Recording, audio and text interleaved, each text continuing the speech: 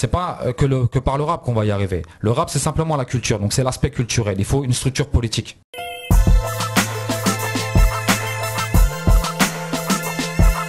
Ce qu'il faut, c'est qu'on se réunisse, qu'on travaille sur un projet commun et qu'on fasse en sorte que les quartiers populaires se prennent en main par eux-mêmes, pour eux-mêmes. Voilà. Sur le plan politique, ouais, mais là, tu me fais peur. C'est quoi, c'est l'indépendance là? Pourquoi les quartiers populaires? Parce que c'est de là qu'on vient. Et c'est les gens qu'on veut atteindre en premier, et c'est eux qu'on veut conscientiser en premier. On doit avoir nos propres représentants. Pensez qu'on n'est pas dépendant du système pour travailler, on peut créer nos propres emplois. Création de monnaie aussi.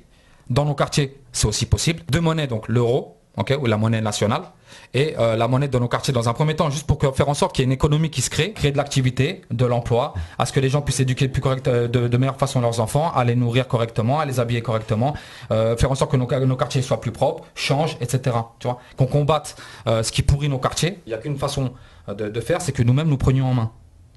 Et qu'on arrête de compter sur les gens qui ne nous représentent pas et qui font pas partie, qui viennent pas de chez nous. Quand tu me dis prendre en main, pour moi, c'est une maturité qu'il n'y a pas, quoi. Voilà. Quand je vois les mecs qui détruisent l'endroit où ils vivent, ils vont pisser là, ils vont chier là. Exactement, ça fait partie du travail de rééducation et de conscientisation qu'on veut faire. Ça fait aussi partie du travail qu'on doit tous réaliser ensemble pour lutter contre ce qui nous fait du mal et ce qui nous détruit. Justement, on n'a pas peur de commencer la critique par nos quartiers. Et justement les attitudes qui dérangent, tu vois, qui sont pas forcément critiquées, comme le racisme dans nos quartiers, ou tu vois, ne pas respecter là où tu habites, ou voilà, ça entraîne beaucoup de choses.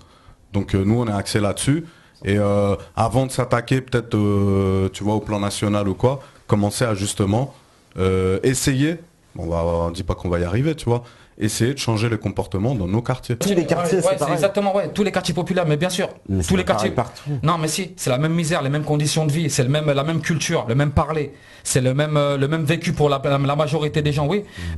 C'est les mêmes problèmes, les mêmes soucis, les mêmes difficultés rencontrées. C'est les mêmes espoirs brisés, les mêmes rêves foutus à la poubelle. C'est la même discrimination, le même mépris qu'on subit, mépris total, et de ce qu'on représente et de notre culture. Les quartiers populaires, on a tous la même culture.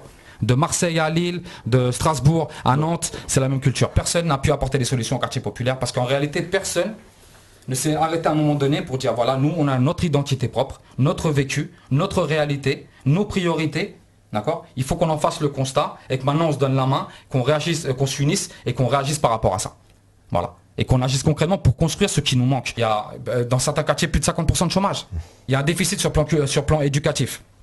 On le sait, les parents ont lâché l'affaire. Il y a un déficit sur le plan de l'enseignement, de l'instruction, du savoir. Les gens ne lisent plus, ils sont plus cultivés, ils sont plus instruits. Tous les jours, dans les ghettos, on a des drames, des meurtres, des assassinats, des trucs horribles qui se passent. Une fois qu'on a dit ça, d'accord ? Une fois qu'on a dit ça, qu'on a fait ce constat-là, quelle réponse on apporte ?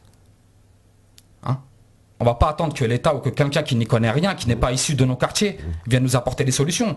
Parce que c'est ce qu'on a toujours fait, attendu que quelqu'un vienne nous apporter des solutions pour que finalement, il n'arrive à rien. Et qu'au contraire, la situation, au lieu de s'améliorer, encore une fois, s'empire.